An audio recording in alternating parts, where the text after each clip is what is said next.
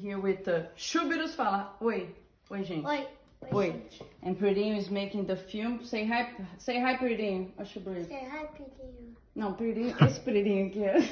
Hello, hi. Né, Chu? And we're gonna make some photos. Get the opportunity to make some photos. You like bored or you have nothing to do and you want to make some photos of your child.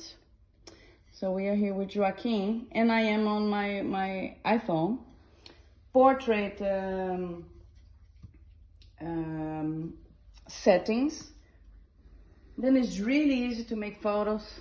And of course children, look, total not concentrated, but no problem. Chuchu, deixa eu ver, põe aí, põe assim a espada e para com ela assim. You know, of course you have to play a little bit. Good so. With the hand here. Good so. Olha. Assim. Uau, que lindo demais. Uau, tão maravilhoso. Klein beetje de hoofd zo. Goed zo, klein beetje. Yeah. Zeg maar.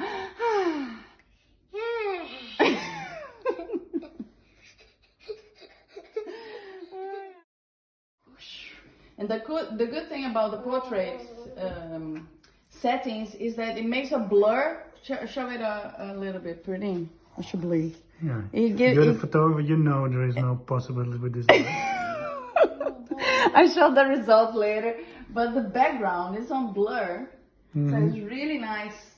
And let's show a little bit as well that we are taking photos with Joaquin in the shadow. We have a very light situation in the background, and here we have a white wall, zeg maar, that gives you a lot of reflection. Oh, Chubros, vem cá, aqui é um chocolate dos Aquírios. Vem cá. There's a lot of bribe behind the shoots. Chocolates, Snoopers. Põe um pezinho aqui, por favor. Esse aqui, só um tá bom. Não, pode ser esse aqui também, não tem problema não. So you see the light from here reflects on Joaquin's face. We can even do a little better here, so. And the hoofd so. Deixa eu ver que maravilhoso. Ai, que bonito esse cabelo, menino. Uau, quer que mais dá? Uau. Olha aqui, ó. Olha a mão aqui, ó. Que lindo. Não, faz assim. Não. Ó, Zé Cueca.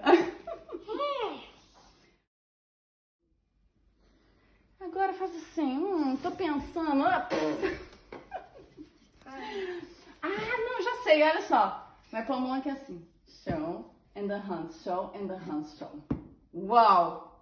É Gandalf, o mago.